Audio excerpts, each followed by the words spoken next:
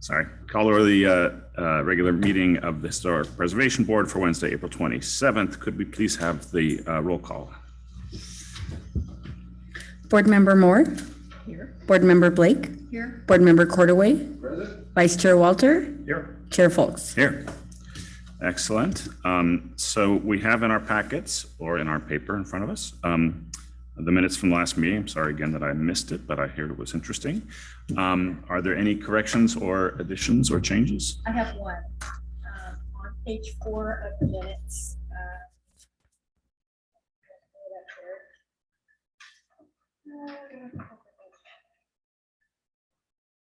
On page 4, it is not the last paragraph, that one is the next one up. It starts senior planner Damon responded to Chair Folks, and it should be Vice Chair. Yeah, it's true. That's the only correction I had a clarification. There was a quote from that was referenced from board member Susan Blake saying that she's done most of 4 audits. This is related to the Mills Act audit project, and that I would be taking that over. And we've talked about what I've been taking over. My understanding, Susan, the work that you did was in doing the visits of the properties. Yes, and checking against the work plan items that they proposed to use. Okay. When we met the other day, we were talking about the scope being, currently, looking at the invoices versus, what was submitted by the homeowner. I just, that wasn't part of the scope of what I was doing to this point, and I can do it in the future. It kind of made it sound like that since my scope was defined early on in this, that since she's passing that along to me, that's the work that she was doing, when in actuality it was the site visits. If I recall, it was a little ambiguous, but I think that's the way it was conveyed. I mean, the minutes reflect the conversation as it was, not necessarily the intent behind the words, but also just for purposes of moving forward, we are transitioning to more action minutes. So future minutes will not be as verbose. They'll just be really limited to introduction of items, brief discussion, identifying speakers, and then the action that was taken by the board. So this will likely be the last time we'll see this type of minutes moving forward, since everything's being recorded in a way that wasn't the case in the past. Excellent. Okay, so we have those clarifications and corrections. With that, do I have a motion to approve the minutes? I make a motion that we approve the minutes of March 23rd, 2022 with that correction. Right. Do I have a second? Second. All right. Any discussion? Voice vote. All those in favor say aye. Aye. Any opposed? All right. That passes. We now have one oral communication reserved for individuals wishing to address the board on matters of community interest not listed on the agenda, unless there are people hiding in the chairs. I don't think there are any members of the public here for that. So we'll move on to board and staff announcements. In terms of staff announcements, just for general interest for the board, the application to relocate the Folk Victorian home from 1940 Hamilton, if you recall, that home is not on the HRI, but has been regarded by some board members as being maybe potentially significant, but not ever formally considered so. And the property owner did secure a historic resource analysis that was peer reviewed by the city's historic consultant that determined it was not eligible on the city's eligibility criteria. That notwithstanding, they do have an application to relocate that building from 1940 Hamilton directly next door to 1980 Hamilton. And so that application was reviewed by the Southern Architectural Review Committee last night, and then will be reviewed by the Planning Commission in 1 month at the second meeting of May. That's the church. Correct. So the church will use it as an office. And I can tell you that I went out to do the site visit. Why not? And actually talked to the church, and they started clearing the land.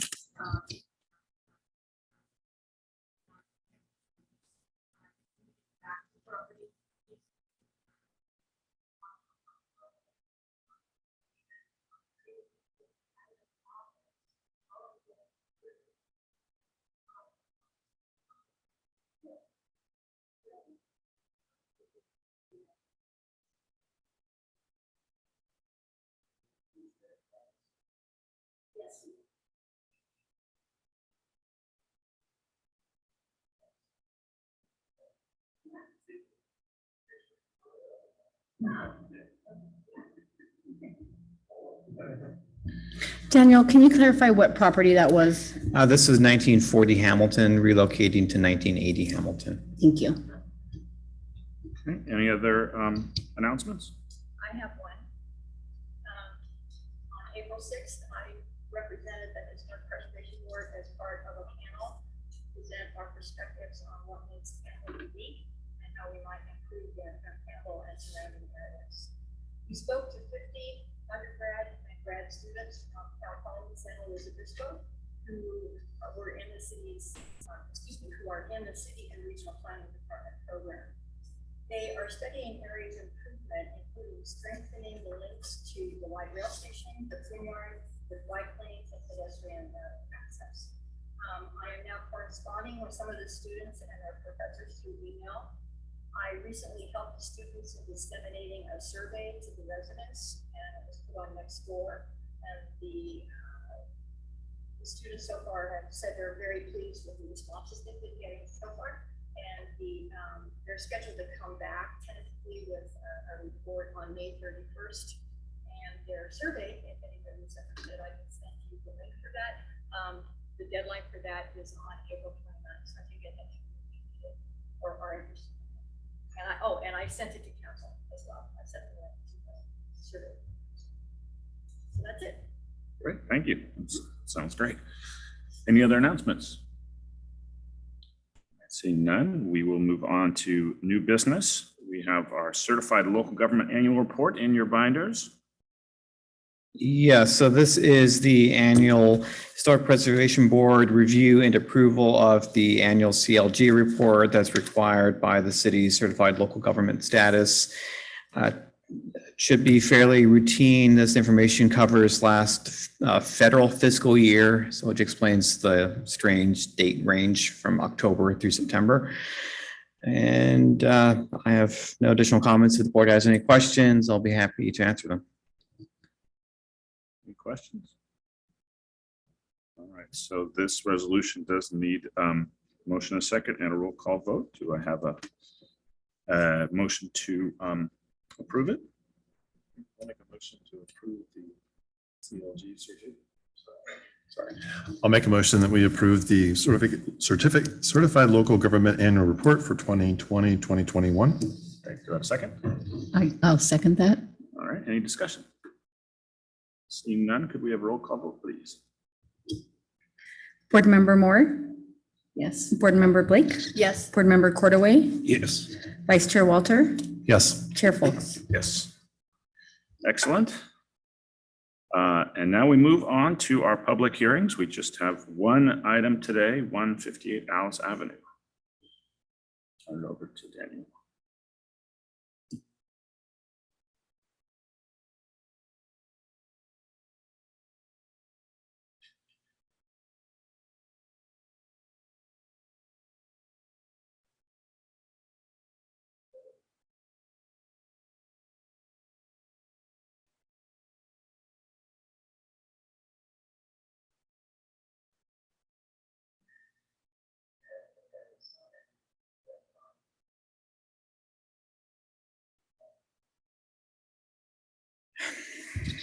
So this is a application for a tier 1 historic resource alteration permit for the property located at 158 Alice Avenue. The property owner is looking to restore the side entry overhang that you see here on the left-hand side of the building. This is a screenshot from Google Maps. Apologies, I'm trying to see if you can get the actual plans up. Try one more time.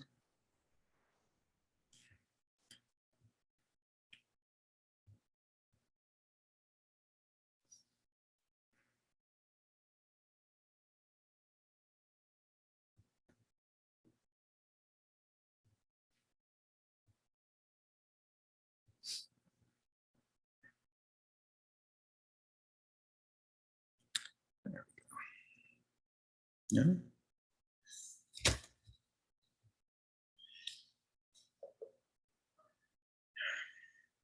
Apologies, it looks like the plans are not wanting to load correctly at the moment.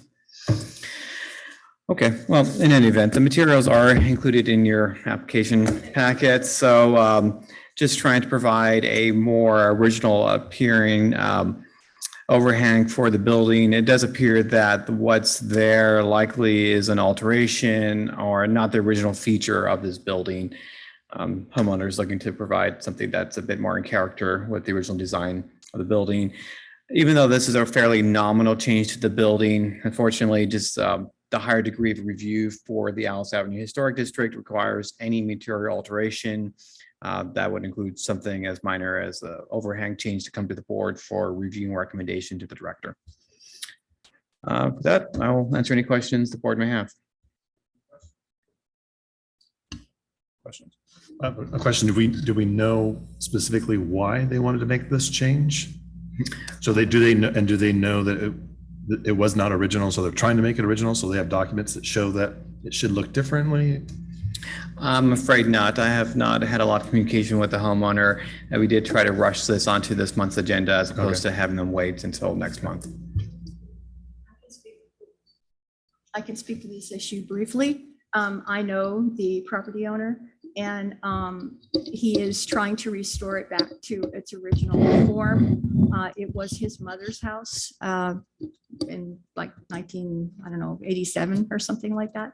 And I vaguely remember seeing the part that is now changed. I don't know when it changed or why it changed, but he's attempting to put it back to its original location with the windows and the door. So that's what I know. Any other questions, staff? I have a quick comment, then a question. It is actually a really neat story, just this whole district and how it came about, and that it was, and it's a cool little slice of Campbell history. And before I read this, I didn't know that I lived, basically a couple hundred yards away from it. So, and that's really neat. And I think what's particularly interesting is that this neighborhood was partly developed by I'm forgetting the family name, the Hyde family, and was originally built to have a neighborhood so that people that worked in the canneries and the drying yards could have a place to live that was affordable and close to their work. And Mr. and Mrs. Hyde also lived there. So it was kind of a cool, coming together of, a company and an important part of the city. My question,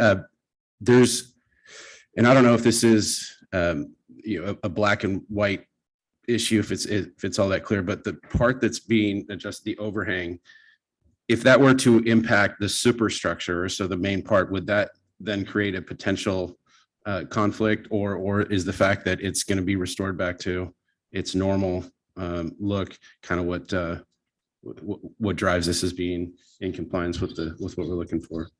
I mean, from outward appearances, this does not appear to be a structural change to the building. If for some reason through the building permit review that ended up not being the case, and there was some sort of structural alteration that adversely impacted the building, then we would need to put a stop on the permit and then revisit the issue with the board at a subsequent date.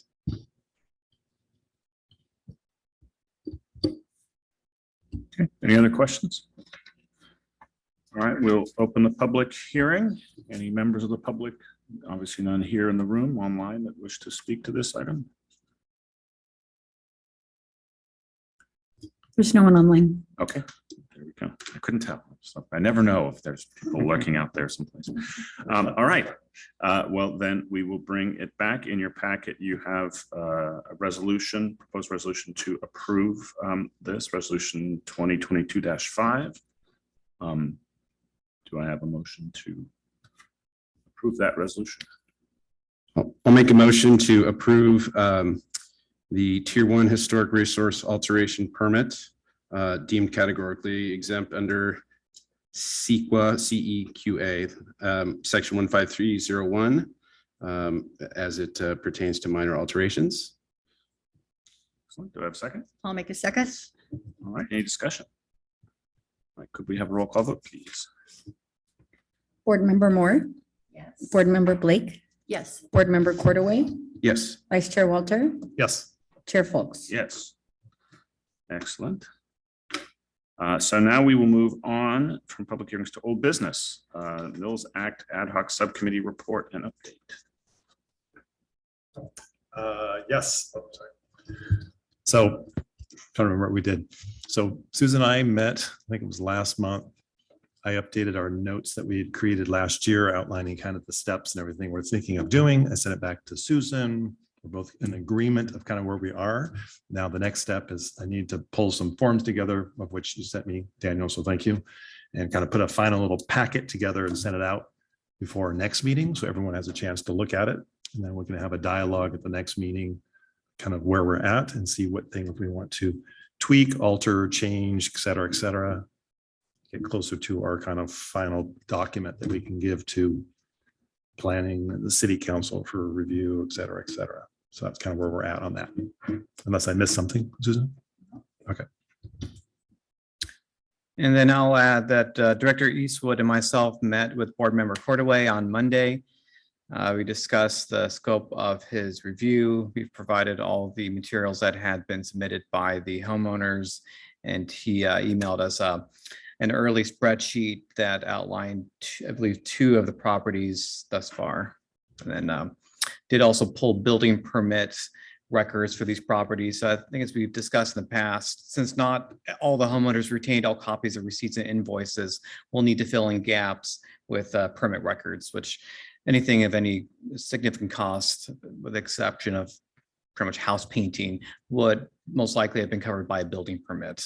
And so we can deduce some cost expenditure from those records as well. Great. Well, that's great news, great progress. Thank you, all 3 of you, for all those efforts. Any other discussion, anything else to cover? Sounds like we'll have a robust discussion next month. All right, good. And what Daniel had referenced me sending was sort of, doing 2 of the properties as, an example, and kind of showing how I did my analysis, how I formatted it for this first stage. This first stage, being looking at the receipts versus, what was requested of the homeowners and what they, claim to have done. And there are some items that are going to be eligible, to be, have a tax benefit where there would not be a permit, and we just kind of have to navigate around that, like painting or, maybe minor plumbing stuff. But what I found so far is that there's a lot of data provided for each house, and so there's 8 of them, and just matching that up with, the contract that they signed. It's a little, some forensic accounting, but it's fun stuff. And then Daniel, Rob, and I talked about sort of future phases of the project, but what I mentioned is what we're focusing on for the time being to, make sure we're not seeing any big breaks in the system. So it's fun. Great. If you like spreadsheets. Thank you. Any other comments or? Not pertaining to that. Do you have any information about the new Mills Act contracts and when we might be looking at them? Soon. Yeah, we're slowly we're making a lot of progress in terms of getting through a lot of planning work backlog. So trying to get back to some semblance of normal moving into next month. So I hope to try to get those recorded in May. Yeah, next month. They might get one in May. Yes, you can tell by eyes. I will do my absolute best to get them done in May. When you live in a small town, and you walk the neighborhood, you run into people and they ask questions. So. Well, everyone has been very patient. Great. Well, that is our last item of business. I think this is the quickest meeting that I've been on this board with. So there are no. Opposed to the last meeting. I was gonna, yes, that was a good one to be in France. So seeing no further business, we will adjourn to the next scheduled meeting, May 25th at 5 p.m. Thank you, everyone, for coming. I will not be here for that meeting. I will not.